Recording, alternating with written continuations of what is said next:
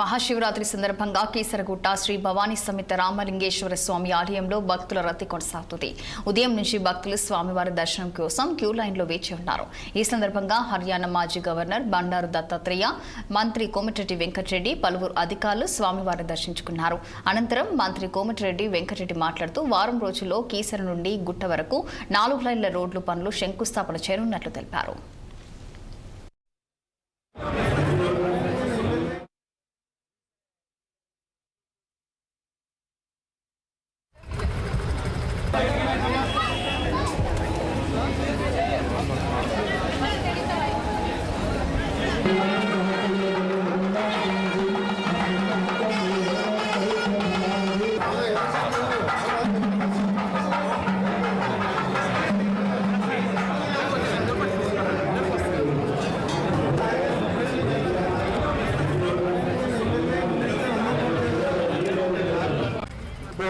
ఆ శివుని దర్శించుకోవడానికి వచ్చిన సందర్భంగా స్వాగతం పలికిన ఆలయ కమిటీ చైర్మన్లకు, ట్రస్ట్ బోర్డు సభ్యులకు, మా నాయకులకు, ఆఫీసర్స్ అందరూ కూడా ముందుగా మహాశివరాత్రి శుభాకాంక్షలు తెలియజేసుకుంటూ, దాంతో పాటు వేలాదిగా వచ్చిన భక్తులందరికీ కూడా ఈ రోజు శివరాత్రి అంటే కీసర అంటే మన దక్షిణ కాశీ తర్వాత మళ్ళా ఎక్కువ మంది వచ్చేది కీసర తర్వాత ఛాయ సోమేశ్వర స్వామి పానగల్ దేవాలయం కానీ, వేములవాడ కానీ, ఇలా ఎన్నో పుణ్యక్షేత్రాలు తెలంగాణలో ఉన్నాయి.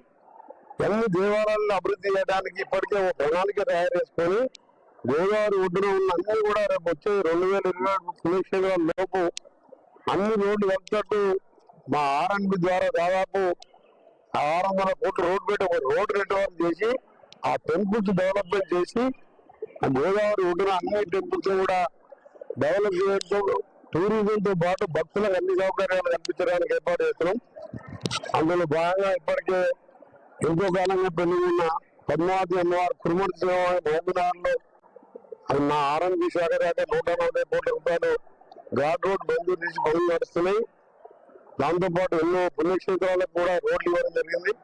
సిరిసిల్ల వేములవాడ సిరిసిల్లకి వెళ్ళి బాతర వరకు కూడా 280 కోట్లతో డ్యామ్ ప్రాజెక్టు ఈ నెల 26వ తారీఖు టెండర్ పిలవడం జరిగింది.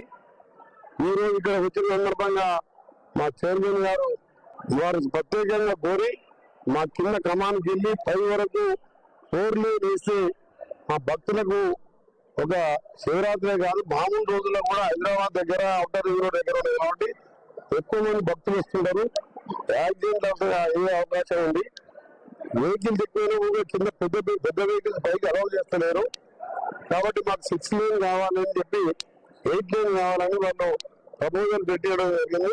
వారి కోరిక మేరకు ఇప్పుడే సంబంధిత ఈఎన్సీ బీరావు గారు జోలికెళ్ళి ఈ గారు ఉన్నారు. ఇప్పుడు 10 మీటర్ల వెడల్పు ఉన్నది.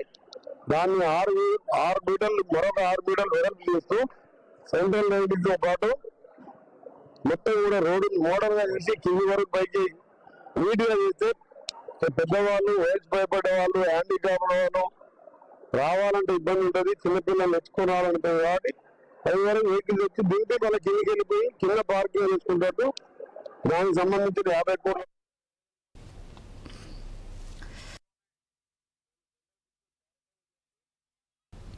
శ్రీ బ్రహ్మరామ మల్లికార్జున